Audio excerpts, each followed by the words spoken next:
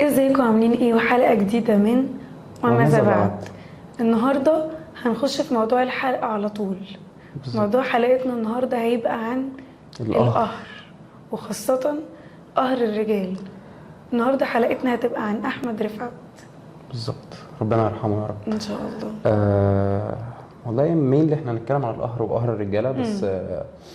القهر صعب يا جماعه بالنسبه لاي حد، اي حد بيظلم حد.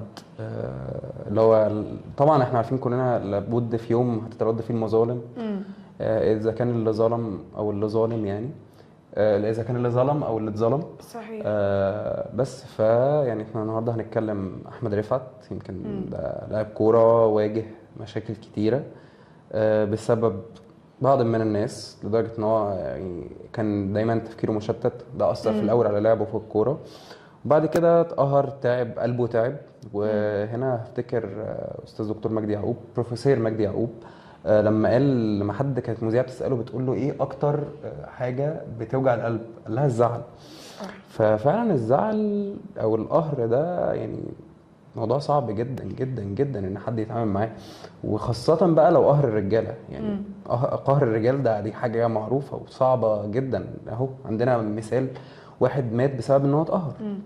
فيعني ربنا يكفينا الشر والله، الحمد لله. ويمكن كلمة قهر وظلم كلمتين جامدين قوي يا عبد الله، يعني فعلا بيحملوا معنى كبير قوي عند ربنا.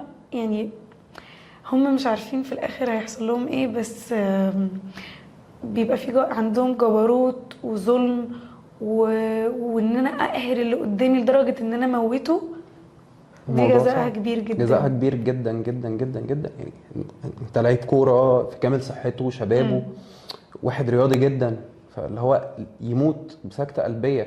وسبحان الله، هو تعب وقام وبعد كده مات. هو قام بس عشان يظهر الناس اللي ظلموه. سبحان الله فعلا. وبعد كده مات تاني، فسبحان الله والله فعلا يعني. يعني كأن ربنا أحياه اه عشان بس يظهر الحقيقة ويموت بالظبط. بعدها على طول. بالظبط يعني قهرت راجل موتته. فلا يا جماعه الموضوع صعب يعني.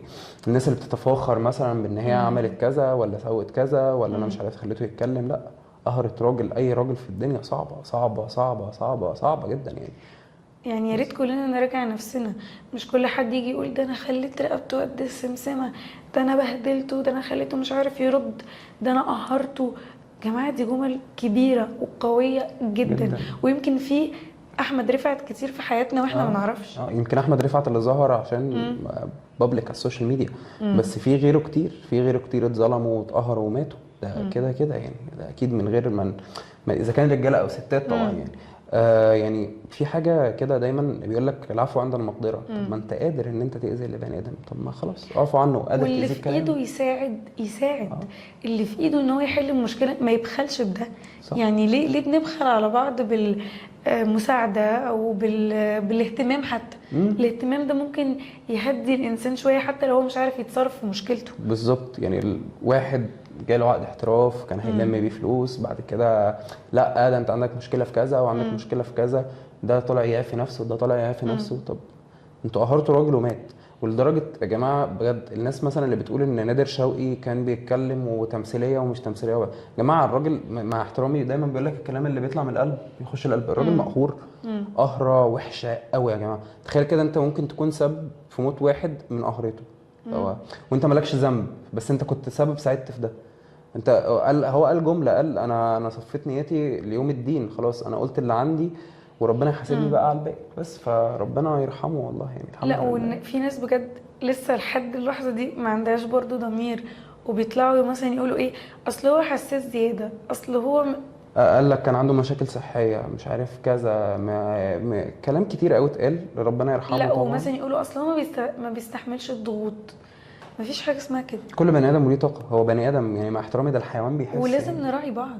ده اكيد يعني لازم اكيد نراعي بعض. اكيد. اكيد يعني. ولكل شخص ظالم و...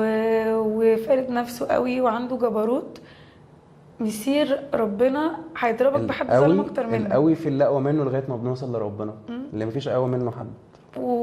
ويمكن هو هيفوق بس في الاخر قوي هيفوق لما يبقى ظلم متاخر كتير جامد. وقهر كتير. بس بعدين خلاص بعدها بقى مفيش خلاص يعني، انت يعني منك لله بقى ساعتها. هنندم بعد ايه؟ طبعا طبعا. الحمد لله بس مفيش ندم عندي في حياتي. سؤال يا عبد الله، هل الشخص الظالم اصلا بيحس بده؟ بيتهيألي لا، بيتهيألي في الاول، لان هو مكمل في ظلمه. هو لو عنده بس 1% شعور ان هو غلطان هو مش هيعمل كده. صحيح. بيتهيألي لا هو بيبقى مستقوي، وطبعا الشيطان بيخش يكمل الشيطان الطريق فما ما بيلاحظش ادراك ده. ما الشيطان. بس انا حابه اقول برضو انه لكل حد اتظلم او اتقهر او زعلان او حتى فعلا مشاعره او طاقته ما بتستحملش، لا استوعب ربنا وخليك متاكد ان ربنا هيجيب لك حقك، وحتى لو ما ربنا شفتش ده هيرد بعينك. مظلمته في الاخر. يعني زي ما بيقول اللهم اضرب الظالمين بالظالمين. الظالمين واخرجنا منهم او من بينهم سالمين. بالظبط. بس فرب فهيجي يضرب حد الظالمين ظالم بالظالمين. اكتر يظلم اللي ظلمك. بالظبط بالظبط. ما تقهرش نفسك، مش حاجه تستحق.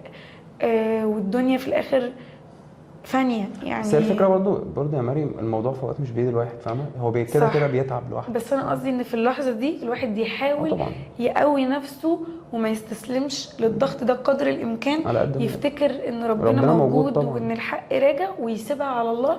وانا عارفه انه بيبقى صعب، بس يحاول يقوي نفسه بالله، ومفيش اظن حاجه تقويه اكتر من كده يعني. بالظبط. الحمد لله، ربنا يرحم الجميع. ويعني موضوع الحاجات الرياضيه الفتره الاخيره ده، يعني هي عندنا واحده دلوقتي في فريق العجل، اللي هي دلوقتي اللي واحده صاحبتها خبطتها وكسرتها ومش عارف ايه، وفي الاخر هي ممكن تروح الاولمبياد عادي مكانها، مع ان هي ما تستحقش ده. فدي ممكن واحده برضو تموت مقهوره من نفس الحاجه زي دي. واظن ان اللي حصل في موقف البنت دي كفيل انه يمثل ان هي دي رياضه في مصر دلوقتي. الرياضه يعني الحمد لله الحمد لله، مش عايزين نتكلم في موضوع الرياضه ده كتير، بس يعني أهرى إذا كان راجل أو ست الموضوع صعب، ويا ريت نحافظ على شعور بعض يا جماعة، ونحافظ على بعض بس. وكده نكون خلصنا حلقتنا النهارده، وما تنسوش تعملوا لايك وشير وسبسكرايب و كومنتس كتير. بالظبط. نشوفكم في حلقه جديده من وماذا بعد. يعني يمكن من أسوأ حاجات السوشيال ميديا اللي موجودة دلوقتي هي الواحد لما بيطلع يتكلم في توبكس زي كده بجد. يعني الواحد بيحس بقهرة او بيحس بتعب وهو طالع بيتكلم في حاجه زي كده. بس يعني بنحاول نوصل رساله، وان شاء الله الرساله توصل. وبس كده يا جماعه، يلا نشوفكم الحلقه الجايه ان شاء الله على خير. باي باي. باي باي.